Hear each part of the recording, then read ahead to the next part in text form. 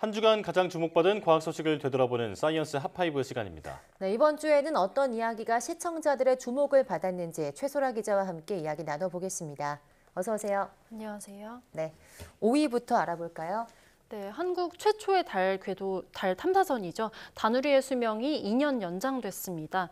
다누리의 당초 임무 수명은 1년이었는데요. 지난해 8월에 발사돼서 올 초부터 임무를 시작했으니까 올해 말이면 수명이 다할 예정이었거든요. 네. 그런데 내후년 12월까지 달 탐사 임무를 할 수 있게 된 겁니다. 이렇게 될 수 있었던 건 다누리가 군더더기 없는 비행을 해내면서 연료를 예상보다 적게 써서 연료가 많이 남았기 때문인데요. 네.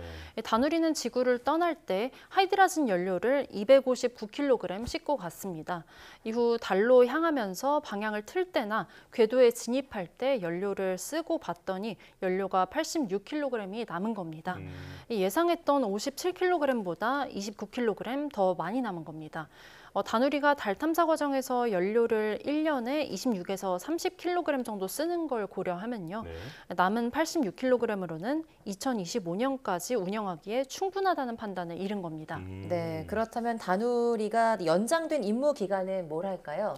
네, 다누리는 임무 기간이 연장되면서 달 착륙 후보지 촬영 지역을 기존보다 10여 곳 더 늘려서 50여 곳 이상 촬영을 하게 됩니다.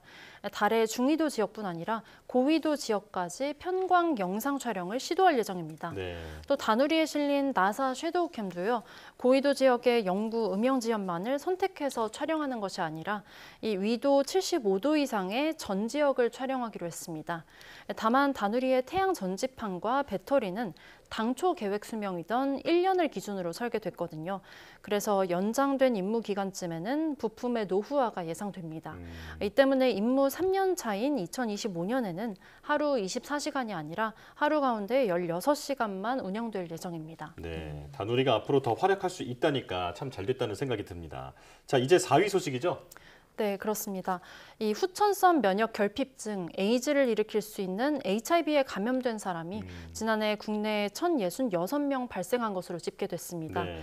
2021년에 신규 감염인이 975명이었는데 이보다 10% 가까이 증가한 겁니다. 또 지난해 내국인 신규 에이즈 환자는 147명으로 집계됐습니다. 이 에이즈 환자는 HIV 감염자와는 다른데요. HIV 감염인 가운데 면역 체계가 손상돼서 암 등 질병이 나타난 경우 에이즈 환자로 분류가 되는 겁니다. 이 HIV 감염자는 감염 후에 치료를 받지 않으면 일반적으로 5년에서 10년 안에 에이즈 환자가 되는 것으로 알려졌습니다. 네. 이 조사에 따르면 신규 HIV 감염인 수는요, 2019년에 1,200여 명으로 이 기록 이래 역대 최대를 기록했다가 2년간 감소를 하다가 지난해 다시 늘어난 겁니다. 네. 이 보건당국은 코로나19 이후에 보건소 검사가 줄면서 신고 건수가 줄었다고 지난해부터 검사가 다시 늘었기 때문에 이런 결과가 나타났다고 설명했습니다. 네. HIV나 에이즈에 대해서 사실 여러 가지 편견이 존재하는 건 사실이지만 이제 관리를 충분히 잘하면 건강하게 살 수 있다고 하잖아요. 자, 그래도 이제 애초에 감염되지 않는 것이 중요할 텐데 어떤 점을 주의해야 할까요? 네, 일단은 내국인 HIV 감염인 조사를 보면요. 감염 경로가 99.1%가 성접촉이었습니다. 이 가운데 60.3%는 동성 간 성접촉이었고요. HIV 감염인에서 바이러스가 있는 곳이 정액과 질 분비액, 혈액 등입니다. 이 때문에 모르는 사람과 성관계를 하거나 감염 위험성이 조금이라도 있는 경우에는 이 같은 체액 접촉을 피하는 것이 좋겠습니다. 네. 이 성관계 시에는 콘돔을 사용하는 것이 도움이 되겠는데요. 콘돔의 실패율이 14%에 달한다는 연구가 있는 만큼 과신하는 건 금물입니다. 네. 또 조사에 따르면 HIV 감염인들이 자발적인 검사로 이 감염을 발견한 건 27%였고요. 질병 원인 검사로 발견한 경우가 25%, 수술이나 입원 시의 검사로 발견한 경우도 22%였습니다. 이 HIV 감염이 에이즈로 이어지지 않도록 조기 치료와 관리를 위해서는 감염이 의심되는 경우에 신속하게 자발적으로 검사를 받는 것이 중요하겠습니다. 참고로 HIV 검사는 병원이나 의원 그리고 보건소에서 검사를 받을 수가 있는데 보건소에서는 무료 익명 검사가 가능합니다. 네, 이제 HIV도 이제 관리가 가능한 병이라고 알고 있는데요. 증상이 있으시다면 꼭 검사를 받아보시는 것이 좋겠습니다. 3위 소식도 알아볼게요. 네, 현재 널리 쓰이고 있는 반도체는 실리콘을 이용해 만든 반도체인데요. 실리콘 반도체는 원자 두께 수준으로 얇게 제작할수록 정밀한 공정이 어렵다는 단점이 있습니다. 이 때문에 차세대 반도체 소재를 찾고자 하는 노력이 이루어지고 있는데 이 가운데 하나가 이황화 몰리브덴입니다. 네. 이황화 몰리브덴은 1나노미터 수준으로 얇고 평평하게 제작을 해도 안정적으로 반도체 기능을 할 수 있어서 주목받고 있습니다. 하지만 이 이황화 몰리브덴이 넓은 면적을 균일하게 형성하기가 어려워서 상용화되지는 못하고 있는데요. 이 한국기계연구원과 성균관대 공동연구팀이 이황화 몰리브덴 반도체를 넓은 면적으로 제작하는 기술을 개발했습니다. 이 기판에 금속 성분을 깔고 플라즈마로 반도체를 만들어주는 겁니다. 이후에 다시 플라즈마를 이용해서 원하는 부분만 깎아내는 방식으로 이황화 몰리브덴을 나노미터 두께로 대면적 수준인 4인치로 제작을 했다고 밝혔습니다. 이 정도의 대면적 기술은요, 세계 최초입니다. 연구팀은 개발된 반도체가 실리콘 반도체보다 성능이 1000배 이상 뛰어나다면서 이 차세대 반도체를 양산할 토대를 마련했다고 설명했습니다. 또 이번 기술을 이용하면 반도체 표면에 불순물이 생기지도 않기 때문에 기존 반도체처럼 복잡한 세척 공정도 필요하지 않다고 설명했습니다. 네, 이 차세대 반도체에 꼭 필요한 기술을 우리나라가 개발했다고 하니까 자랑스럽게 느껴집니다. 자, 이제 2위 소식이죠? 네, 동물을 길러서 얻는 고기가 아닌 실험실에서 배양한 고기, 배양육에 관한 소식이 2위를 차지했습니다.